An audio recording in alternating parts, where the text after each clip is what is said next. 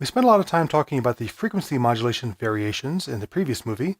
Let's go ahead and look at the remaining options inside the modulation or mood bus. The first two are balanced modulation and amplitude modulation.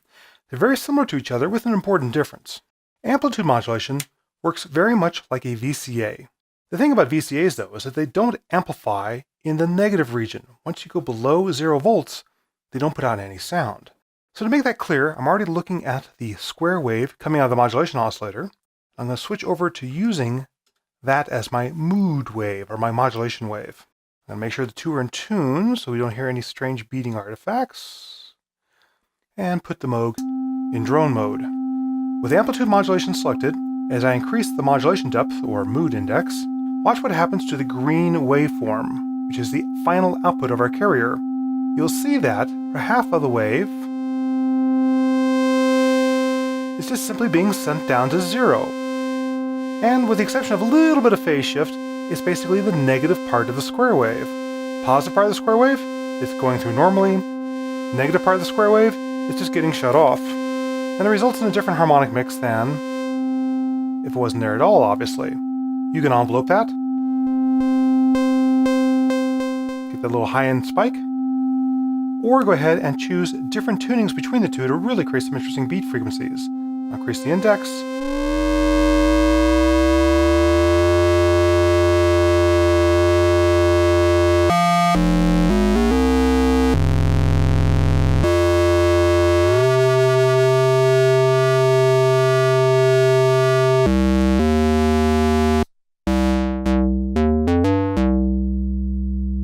If we want to, we could mix a little bit of that original modulation back in. Or even the Moog. But I digress. So that's what amplitude modulation does. What balance modulation does is say, let's not ignore the negative part of the modulation. And I bumped the mod frequency, so let's go ahead and get that back into roughly tune there. I've got them tuned to fifth apart right now. It says, while the modulation oscillator goes negative, well then let's amplify the carrier in a negative amount. In other words, flip its phase. So as I increase the mood index, look what happens to the green wave for the final output. The square wave basically acts as an inverter. When the square wave is negative, it says invert the incoming waveform. When it's positive, it says, okay, let it through like it normally is. We can go ahead and choose different tunings again.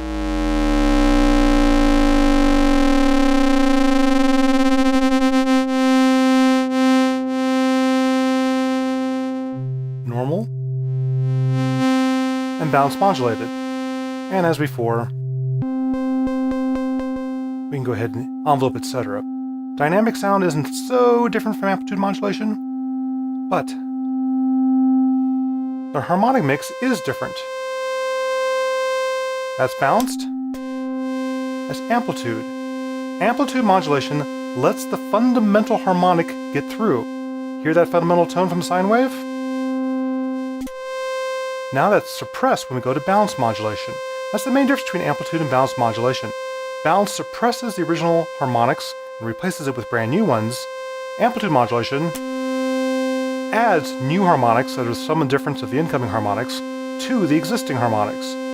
And this is less obnoxious and perhaps more obvious if we do it with sine waves. I'm going to go ahead and take the mood index down to 0.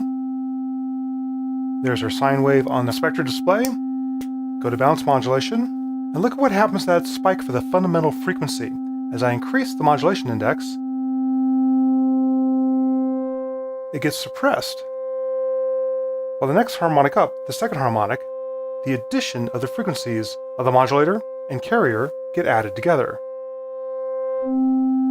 Meanwhile, with amplitude modulation, keep an eye again on that main spike for the fundamental. It stays there pretty much untouched while we go ahead and strengthen the other harmonics. And this is much more obvious when they're tuned to different frequencies.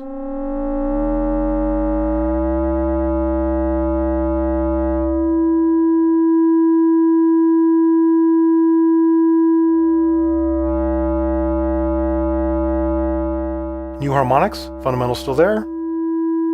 balance modulation. Oops, put this out of tune, but that might be interesting. Fundamental harmonic is suppressed. Replaced with brand new harmonics.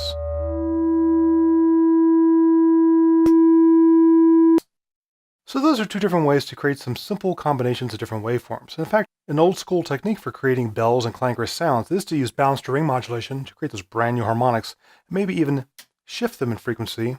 Increase the amount. Through a nice little pitch bender envelope to one of the oscillators, just to create these interesting floating of the harmonics going apart or coming together again.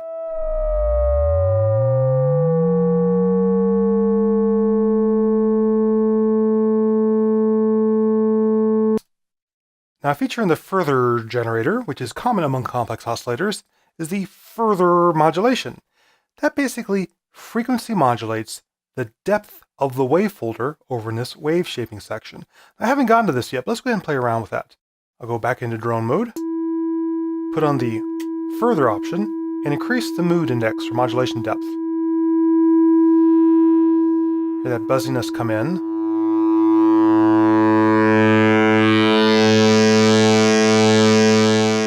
Very complex sound, pretty darn interesting. Particularly if you were to envelope that. A little longer.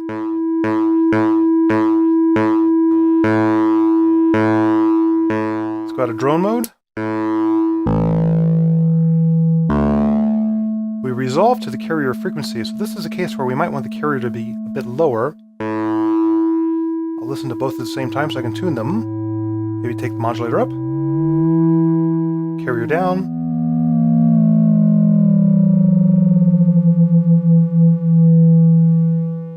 Now envelope.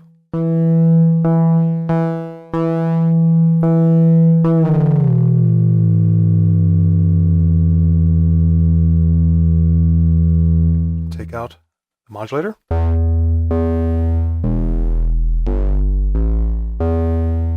Envelope a little bit of depth of the wavefolder, frequency modulated. A little filtering.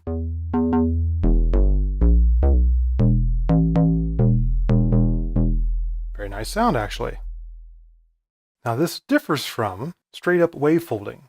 I'll go ahead and take the envelope out, back into drone mode. This is what frequency modulated wavefolding sounds like. So we're folding and unfolding at an audio rate. Or we can just do static wavefolding.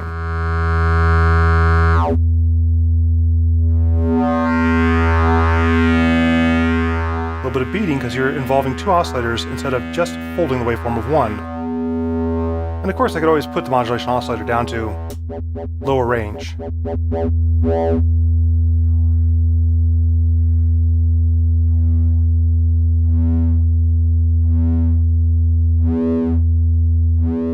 Just get these slow foldings of that waveform. But that frequency rate modulation is what sets the Furthrrrr apart from other complex oscillators. Nice guttural low sound.